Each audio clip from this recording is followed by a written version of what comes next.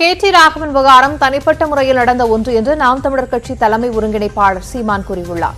சென்னை வளசரவாக்கத்தில் செய்தியாளர்களிடம் பேசிய அவர், உலகத்தில் யாரும் செய்யாதையா அவர் செய்துவிட்டார் என்றும், விவாதிக்க எவ்வளவோ விஷயங்கள் உள்ள நிலையில் இதை பற்றி பேசுவது அவசியமற்றது என்றும் கூறினார்.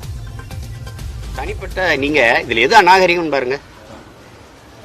அவருடைய அனுமதி இல்ல, அவருடைய ஒப்புதல் இல்ல, நீங்க அவருக்கு தெரியாம அவர் படுக்கையறையில அவர் கழிவறையில எல்லாம் போய் கறி வச்சு எடுத்துட்டு வர்றதுங்கிறது இதுதான் முதல்ல, அதுதான் சமூக குற்றம். முதல்ல அவரை கைது பண்ணி நடுவு எடுத்திருக்கணும்ல.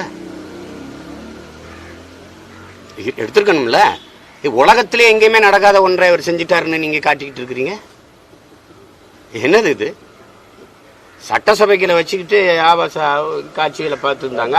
அதெல்லாம் நீங்க செய்யக்கூடாது. ஒரு பொறுப்புல இருக்கிறோம். அவர் தனிப்பட்ட முறையில் அவர் அறையில் அதை எடுத்து வச்சுக்கிட்டு அவர் அப்படி போயிட்டாருன்னு கேடுகட்ட சமூகமாக மாறிடுச்சோங்கிற பயம் வருது இல்லை. இப்போ